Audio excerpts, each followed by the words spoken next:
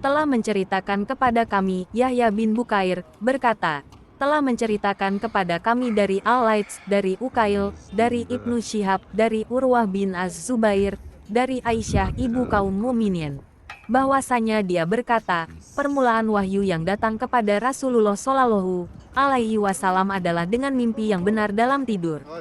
Dan tidaklah beliau bermimpi kecuali datang seperti cahaya subuh. Kemudian beliau dianugerahi kecintaan untuk menyendiri. Lalu beliau memilih Gua Hiro dan bertahanut yaitu ibadah di malam hari dalam beberapa waktu lamanya sebelum kemudian kembali kepada keluarganya guna mempersiapkan bekal untuk bertahanut kembali. Kemudian beliau menemui Khadijah mempersiapkan bekal.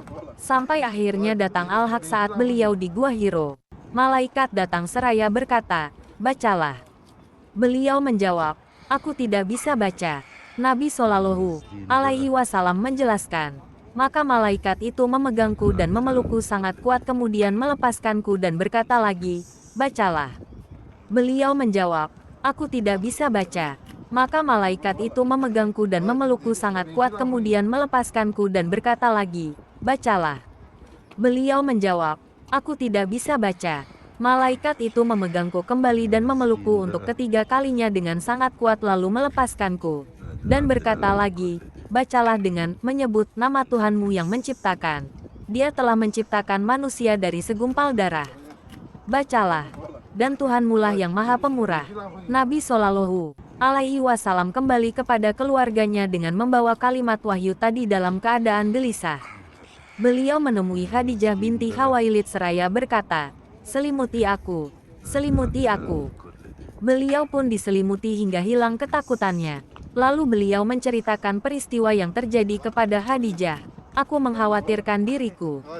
Maka Khadijah berkata, demi Allah, Allah tidak akan mencelakakanmu selamanya. Karena engkau adalah orang yang menyambung silaturahim. Khadijah kemudian mengajak beliau untuk bertemu dengan Warokoh bin Naufal bin Asad bin Abdul Uzza, putra paman Khadijah, yang beragama Nasrani di masa jahiliyah.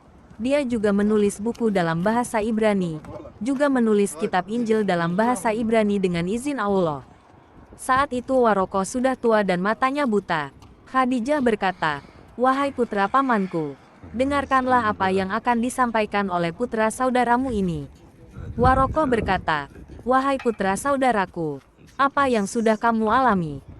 Maka Rasulullah Shallallahu Alaihi Wasallam menuturkan peristiwa yang dialaminya. Warokoh berkata, ini adalah namus, seperti yang pernah Allah turunkan kepada Musa. Duhai seandainya aku masih muda dan aku masih hidup saat kamu nanti diusir oleh kaummu. Rasulullah Shallallahu Alaihi Wasallam bertanya, apakah aku akan diusir mereka? Warokoh menjawab, iya, karena tidak ada satu orang pun yang datang dengan membawa seperti apa yang kamu bawa ini kecuali akan disakiti, dimusuhi. Seandainya aku ada saat kejadian itu, pasti aku akan menolongmu dengan sekemampuanku. Warokoh tidak mengalami peristiwa yang diyakininya tersebut karena lebih dahulu meninggal dunia pada masa fatroh kekosongan wahyu.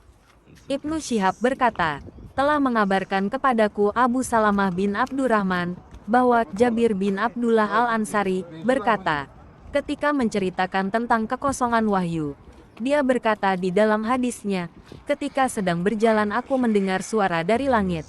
Aku memandang ke arahnya dan ternyata malaikat yang pernah datang kepadaku di Gua Hiro, duduk di atas kursi antara langit dan bumi. Aku pun ketakutan lalu pulang. Maka aku berkata, selimuti aku, selimuti aku. Maka Allah Ta'ala menurunkan wahyu, wahai orang yang berselimut, bangunlah, lalu berilah peringatan. Sampai firman-Nya, dan berhala-berhala tinggalkanlah. Qs. Al-Mudassir 1-5.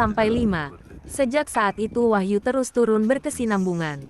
Hadits ini juga diriwayatkan oleh Abdullah bin Yusuf dan Abu Sholih, juga oleh Hilal bin Radat dari Az-Zuhri. Dan Yunus berkata, dan Mamar menyepakati bahwa dia mendapatkannya dari Az-Zuhri.